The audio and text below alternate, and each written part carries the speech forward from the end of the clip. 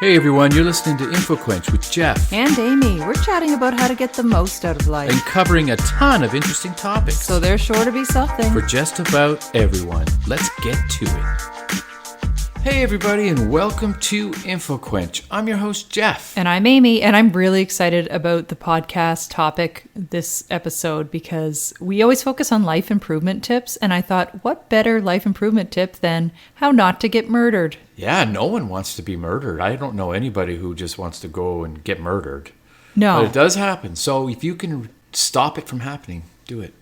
And then before you think that this is all about, serial killer, murder level stuff, there's some really great practical tips for the everyday, whether you're going for a walk, driving in your car, what you can do to be safe at home or at work.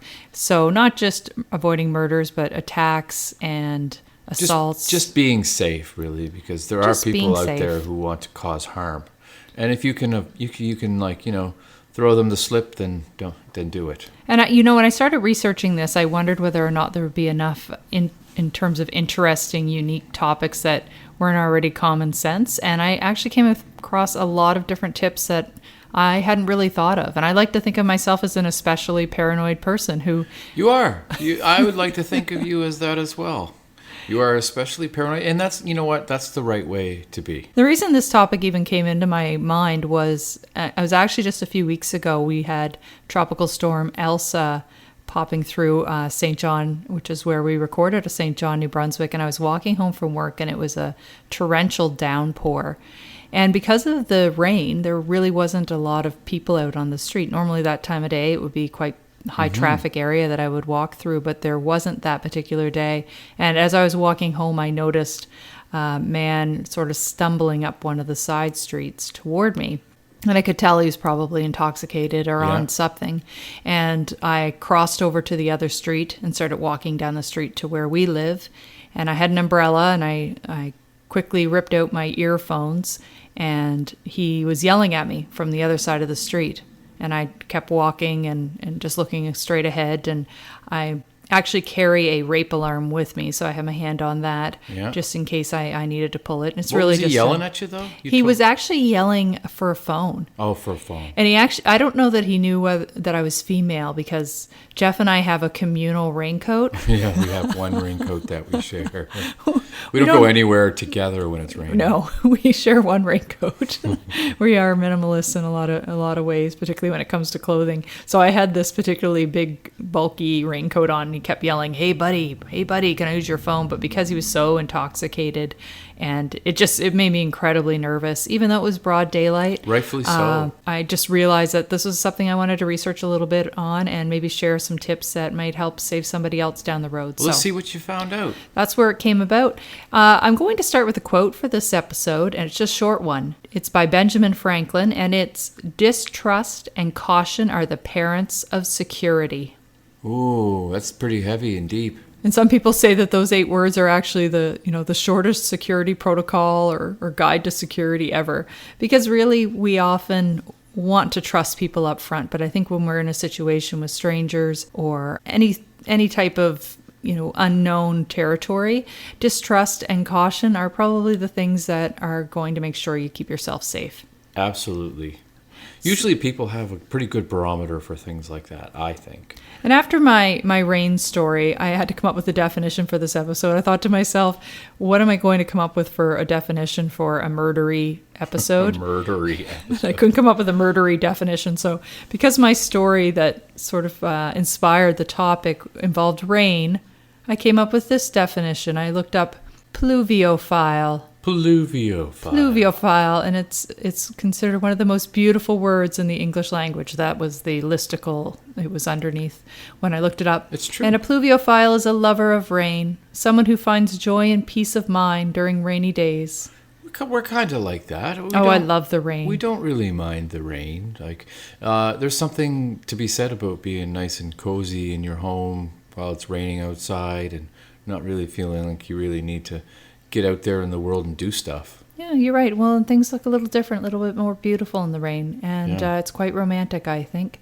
So, pluviophile is the definition for this episode, and not murdery at all. And last time I was in the rain, it was not joyful and peaceful. You were pretty but stressed. You got home.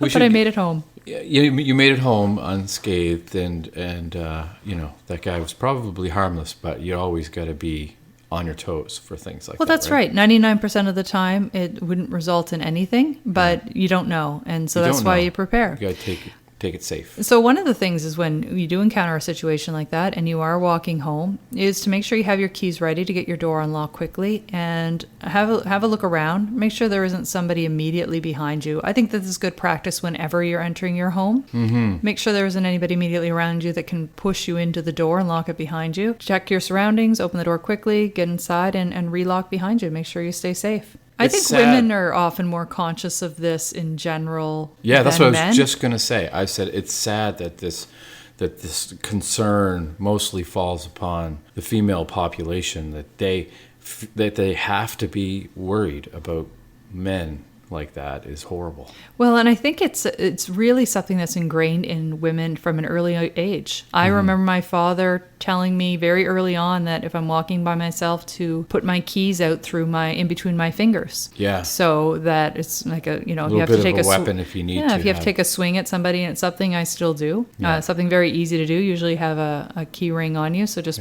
put your keys out through your fingers. So if you have to take a swipe at somebody, you can take a pretty good chunk out of their face if you need to. Yeah. Another thing, I remember my father telling me that women often wear high heels. And so if you are, in a parking lot or somewhere and you're grabbed from behind, having heels on and stomping on a foot is something that can create a lot of injury for your attacker. And chances are you'll be able to escape, just doing something like that. So it's just being aware of some of the weapons that we have on our person all the time. You can take those high heels off and start swinging them around. If you need to. Yeah, sometimes. There's I think it was like single white female. I saw something along those lines. So, but it is something to be cautious of. And one of the things that women often do, and I know I do this, is if an elevator door opens and there's only one person on it and maybe somebody who you consider threatening, trust your gut and don't get in. Wait for the next ride. Let them know you're waiting for somebody or whatever. You don't even need to make an excuse. Just skip that elevator ride. Because once you're in an elevator, you're also in a contained space. Yep. And quite vulnerable. Again, something that probably most times it would never be an issue, but why take the chance? It's known that women are particularly vulnerable, but anybody is. So I think these tips apply to just about anyone. I think it's really important to be very vigilant with these things, especially when you're in some place that's very unfamiliar with you. Like if you're traveling and you're in another city and stuff like that, you don't know who's around you. I mean, you don't know who's around you when you're home either, but really you just kind of... Well, you don't know the particularly risky areas in an unknown city too. I remember us being in Brooklyn and coming up out of the subway on Flatbush. Yes, that's right. Realizing very quickly that we were in an area that was high risk, particularly for tourists. And the two of us put up our hoods. We had hoodies on and really just started to bolt down the sidewalk, looking like we belonged, although I don't think we pulled it off that well. We still look like that was tourists. But incubator of action, that little walk was so many things happened. We saw a guy wipe out on his bike. We saw a guy hit another person's car as he was trying to park. The police had somebody at gunpoint.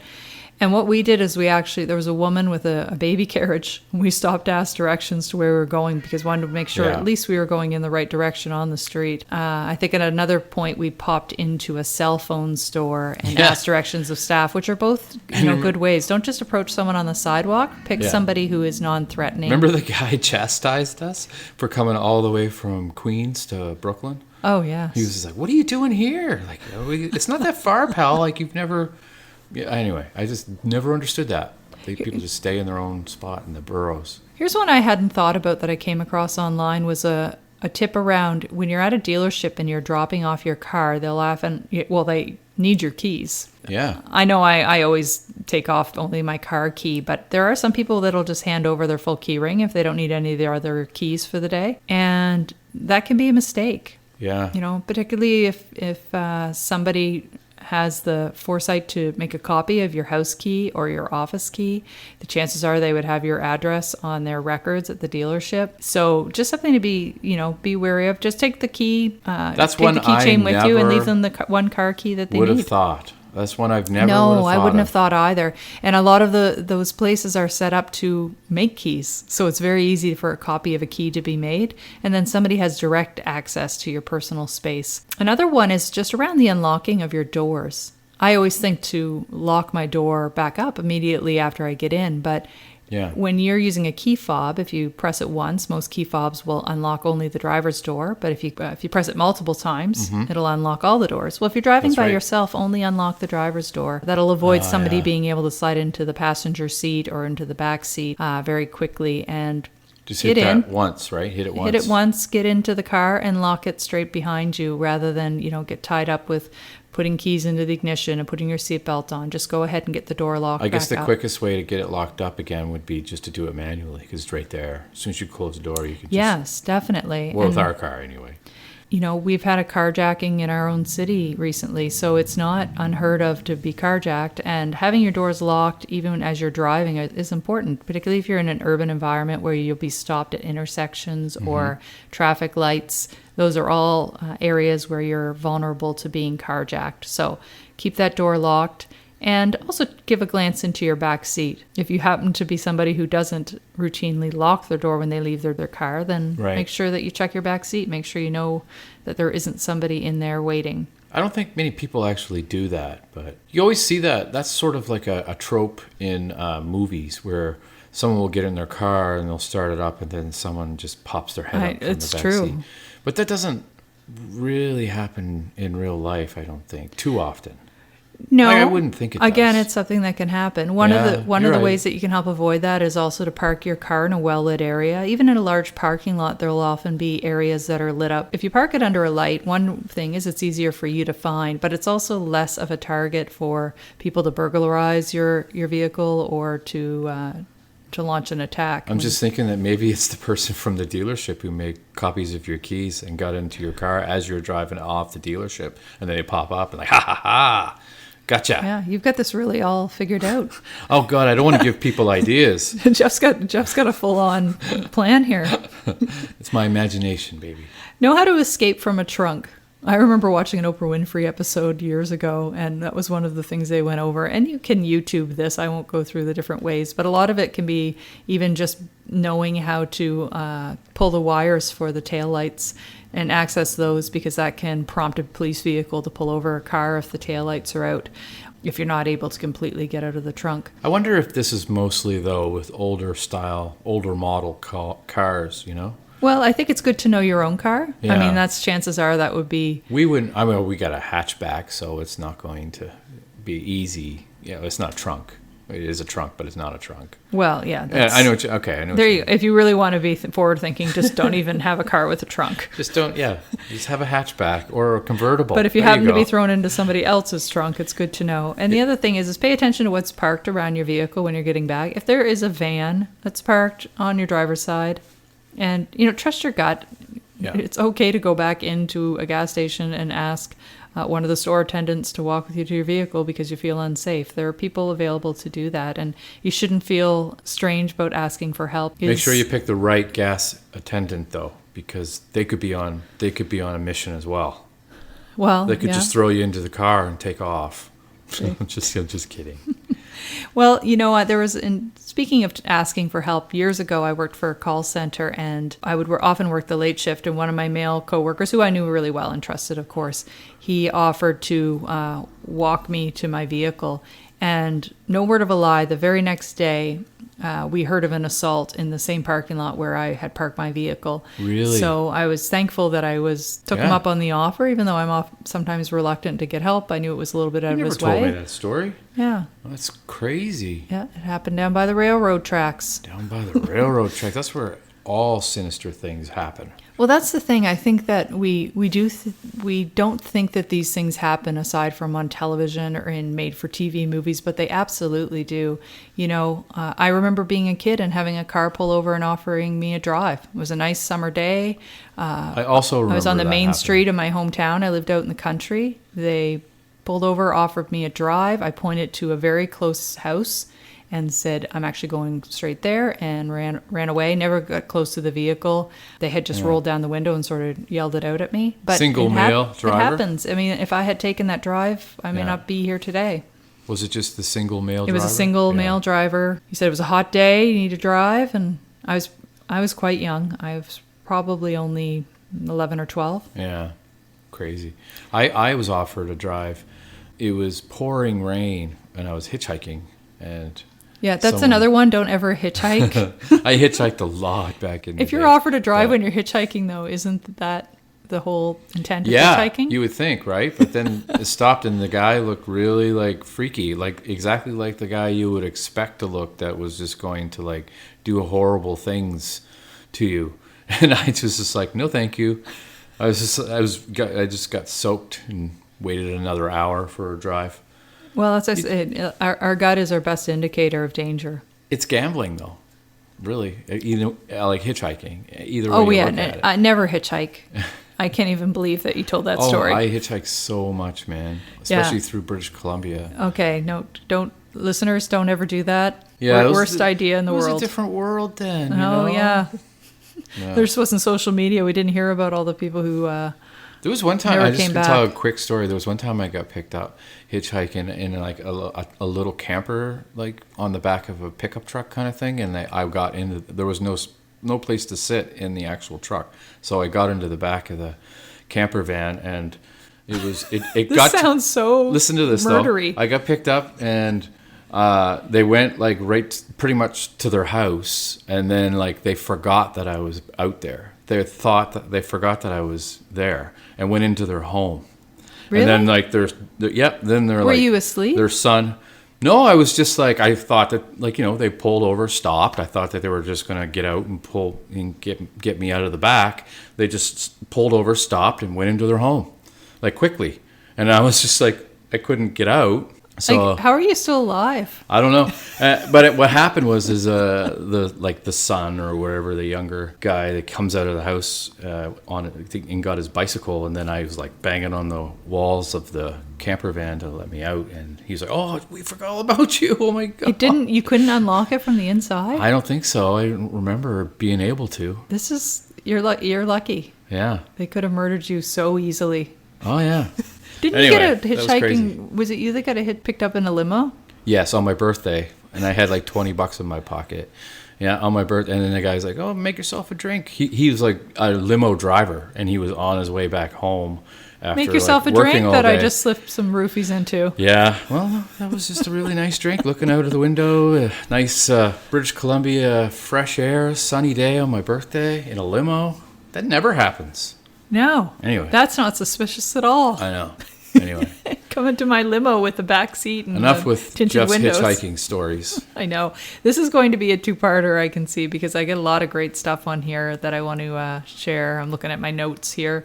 One of them is if you're a runner or a walker and you're sharing your Or a routes. crawler. If you're sharing your routes online, be very aware of how widely you're sharing that, because people can easily monitor what your routes are and what your routine is. Unbelievable, because I'm rife for being murdered because I run the same route every time. Well, I think a lot of people do, but I mean, if you're conscious of your social media settings and who you're sharing it with, then it's probably not as big of a risk. But if you're sharing it more widely, if you're not monitoring how you have your privacy settings set up, be aware that people can definitely look at your route, look at your patterns, know what time of day you're going for your runs. It's essentially a guide of how to find you, how And to don't track you use down. that tracking thing on Facebook where it says, "Oh, Amy checked in at this coffee shop right now."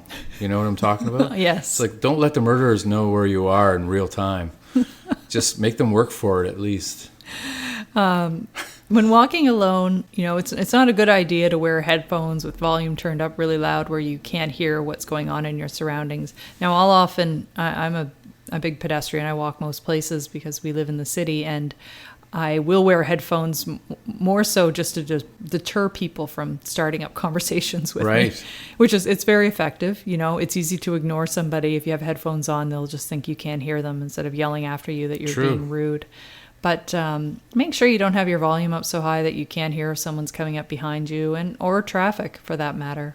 Yeah, I it's funny because you mentioned that. I always listen to headphones when I'm on my way back from jamming with my band at like 1:00 in the morning. I never think of that, but you're right. Like you shouldn't. I have it pretty loud because I'm just like, got the So adventure basically, pace. someone could be Walking home, yeah, breathing someone, down your neck before you would know they were there. and I wouldn't even know that they were there. I couldn't hear their feet scuffling or anything, like you do in the movies. What was that? Turn behind. It's just a cat. Well, kind of thing. if someone does approach you on the sidewalk, often we have, panhandlers, I know in our area and probably most cities.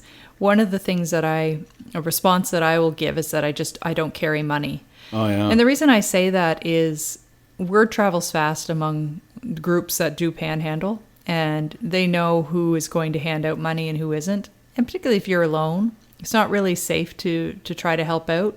Yeah. And if you start spreading the word that you're somebody who carries cash, that's also not a great situation. So simply saying you don't carry money is incredibly effective. I rarely get asked, despite passing a lot of the same areas on my daily routes. I rarely get asked now because I've said that to just a few key people and word is spread, and they know that I'm not somebody who's going to hand out change. Yeah. And it's also, if somebody were thinking of ever mugging you, and they think that you They'd don't be like, have anything on you. wait. She was the one that said she had no money. Back away. Leave her alone. Well, and it's not unusual for people to say, I don't carry cash. No, a lot of people are dealing with plastic and, credit cards, debit cards. So it's, definitely not unusual. Also, when you're walking, if you're walking on a sidewalk, be aware of how closely you're walking to alleys or perhaps bushed or treed areas, or even buildings that have doors very close to the sidewalk, and scoot out a little bit. Dark Give yourself driveways. a little bit of a berth so that you can't easily be hauled into one of those spaces. If you are driving, and I'm going to get going a little rapid fire here, but if you're driving and you're being pulled over by the police, it's okay to ensure that you're in a well-lit area before you pull over. By law? I don't know if it is by law, but I think it would be something that's easily defendable.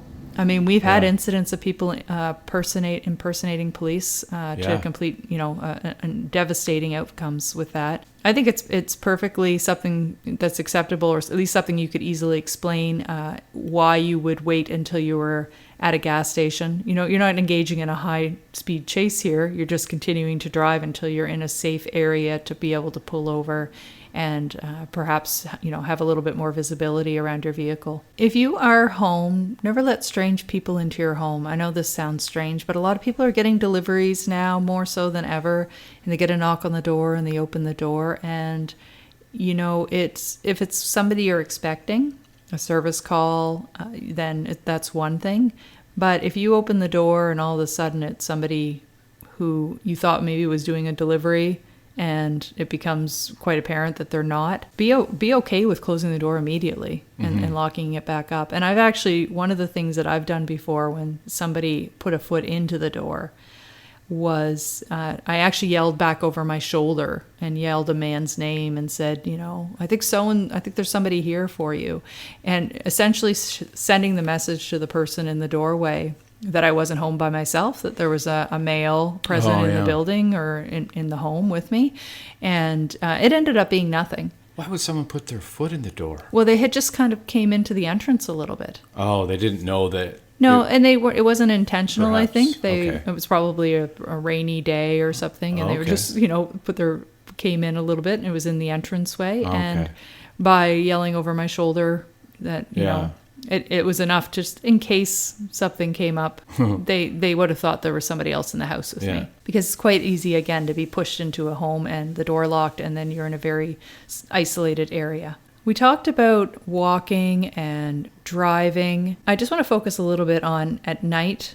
Make sure that you are in a high traffic area, if at all possible, a well-lit area. Even a place that can seem familiar during the day can be a very different place at night. You can have different people around. Make sure if you do need to walk by yourself that you also let somebody know where you're going, what your route is going to be. I had the unfortunate experience of having a stalker for almost a year when I was younger, and I don't think that that's I'm not alone in that. I think a lot of people have gone through that. Stalking is real. It is, and it was a really scary time for me, and that was something I had to be conscious of. I had to make sure that people were aware of my whereabouts all the time, and I was chasing a car with being tailgated, and not fun. a dead rabbit, the whole 9 yards. And for me, ultimately, it took a visit from the police to the person to get things to stop. But I think when you're in a situation like that, if you're going through a stalking situation, don't hesitate to contact the police. If nothing else, it can open a file. You may think Puts it's something... them on the police's radar. It does, and it may seem mild to you. It may start out mild, but things can progress and escalate very quickly. So if you are ever in an experience where, it could be somebody you know, and, from an ex-relationship, or it could be somebody that just comes out of the blue. You never know what the nature may be, but don't hesitate to contact the police to have that on their radar. And that way, if you do need to make a call, they're already aware of the situation. Really don't hesitate to call the police in any of these situations. If you're walking home and you feel like you're being followed, call the police. That's what the police are for. That's what they're for. Particularly if you live alone and you're going out, maybe let a friend or family member know when you're intending to be back home, and let them know you're going to send them a quick text. Otherwise, you could be gone an entire night without anybody discovering that you've been missing until the next day. Yeah. When you are walking around, be sure to walk confidently. Look like you know the area. Don't look uncertain. Don't ask random people on the street for directions. Just walk with that air of confidence, and that can deter a lot of people. Be aware of people who come across as being, a needy stranger, someone who's looking for help. If your gut's telling you that this seems a little bit off, offer to call the police for them, or offer to call somebody else to provide them with assistance, and keep your distance to avoid engaging in anything that could put you in harm's way. Really, a lot of this is kind of common sense and being aware of your surroundings. Will mitigate a lot of sometimes our compassion can get the best of us, and then we all of a sudden will throw that to the wind and put ourselves in harm's way. It's okay to be impolite sometimes. It's not the end of the world. I think you should run through what Even the alternative could Canadians. be in your mind. And when you start to think about those worst case scenarios, it helps you get into the frame of mind of, you know what, I'm not going to risk it. Mm-hmm. And again, you can offer to make a call from a distance if they need a call made for an ambulance or for the police, but you don't need to go run up and offer your help in a situation where you feel like you may be in harm's way. Right. So I do have lots of other great... Maybe a part two-er? I think it's going to be a part two. So we'll save the takeaway for the part two? What do you think? Well, actually, I'll give you a quick takeaway for this one would be to have, a rape whistle, some sort of quick alarm. Things like bear spray and pepper spray aren't legal everywhere, so you may want to look into whether or not that's legal to carry in your area. Right. But having a high-pitched alarm can be enough that will scare somebody off. Yes. And I just want to say, regardless of who you are, whether you appear to be somebody who may be more vulnerable, people who are of smaller stature or those who are more vulnerable, we are all at risk. Mm-hmm. It doesn't matter who you are. There can be multiple people who are in an attack situation. There could be weapons involved, so it's important to be vigilant regardless of who you are. Be aware.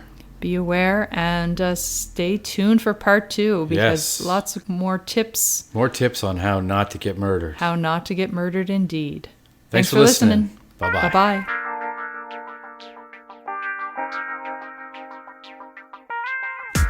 Thanks for listening. Be sure to check out past episodes and subscribe to keep up with what's new. You can find us anywhere you get your podcast, and why not leave a review? You can also follow InfoQuench on Twitter, Facebook, and Instagram. Till next time.